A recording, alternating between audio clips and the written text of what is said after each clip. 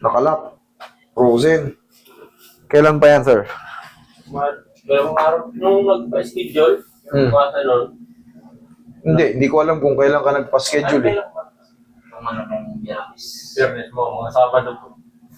Ano bang ginawa mo? Anong ginawa mo? Nadulas ako nung umulan, nadulas ako na itukod ko. Oh, okay. Ngayon, Sabado, 2 araw pa lang, maga ang loob nito. Para ka lang din naman yan na tapilok.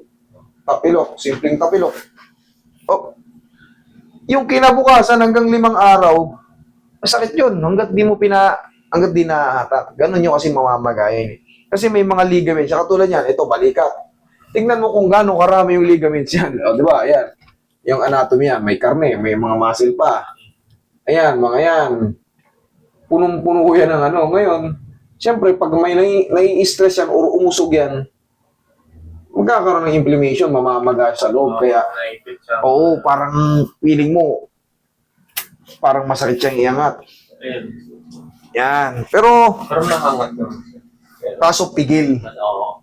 Pero madali lang to. Pero wag kang umasa na 0-0 kagad. Kasi, 2 araw pa lang eh. Normally magmamaga yan. Pero, hindi naman mamamaga kasi yan kung hindi umusog. Umuusog kasi yan. Umuusog yung ano. Ayan o. Kabila. O ito, malambot na malambot. Ito, may pagpigil. Pero madali lang yan, sir. Eh, malamang pagkadulas mo, siyempre, may joint yan eh. Tignan, makarni. Oh, makarni. Okay.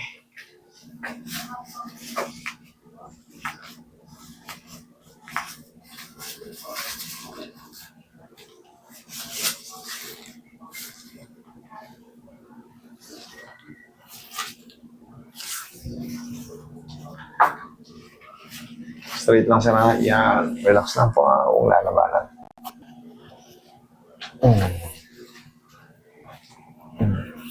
Ikaw ang patagilid. Baliktad. Itong nasa, yan.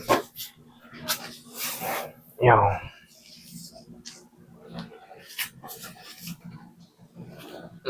Kabilang side.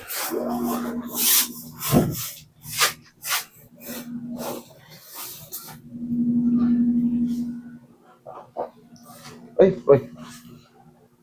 Relax lang ha. Dapa.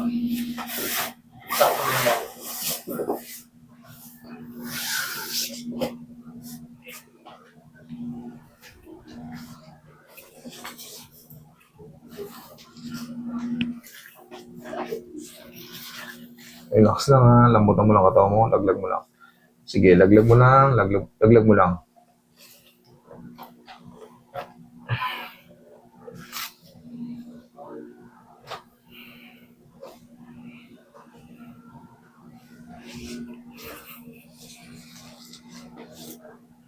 Relax lang.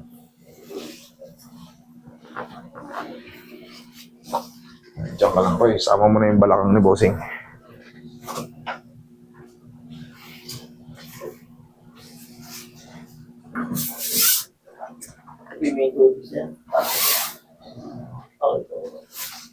Yan. Lagay sa tiyan yung kamay.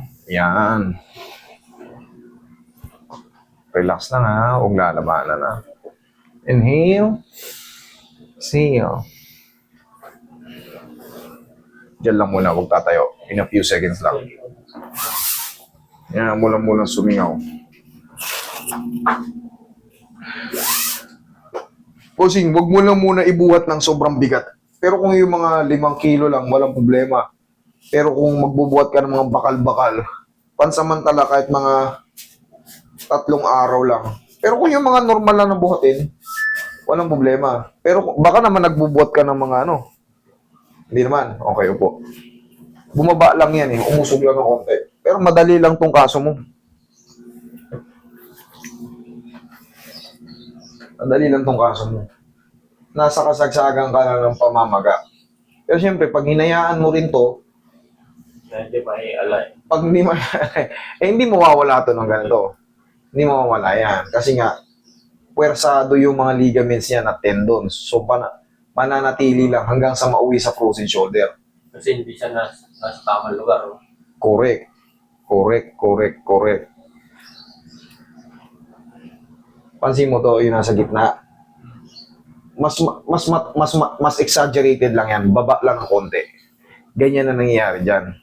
Kasi yung manda rito, hindi, bihirang-bihira yan. Rare case yan eh. Yung posterior dislocation. Kadalasan yan, anterior dislocation. Tapos yung pababa.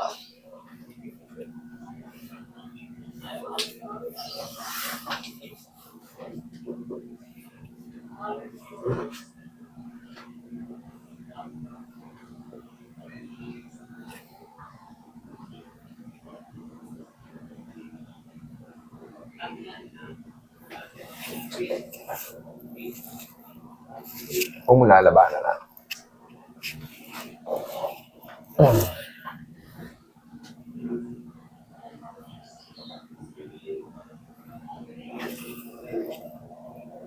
Kung lalabanan, last na to.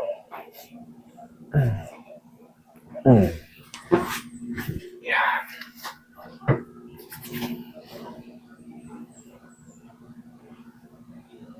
Yun na yung huling tunog na shoot na yan.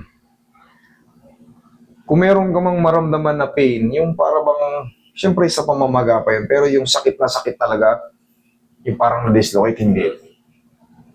Normal pa lang yung nararamdaman mo para may pain pa sa muscle. 2 days. Check mo yun, galawin yung sarili mo. No. Mas maganda na o mas lalong sumakit? Medyo ano lang. Medyo nagbago lang. Pero mas naglilisensya siya. Pero kung walang kulang sa lakas. Okay. Nag-lessen na yung pain pero kulang pa sa lakas. Okay, normal lang yun, sir. Abang lang tayo ng 4 to 5 days kasi kasagsagan pa siya ng underswelling ka pa eh. Okay? Normal lang yun. Pero kung kahit wala kang bayaran, bumalik ka lang dito. Sa akin mo ipaayos. Lunes ulit. No? Kung sakali meron pa. Pero kung wala na, thank you. Okay?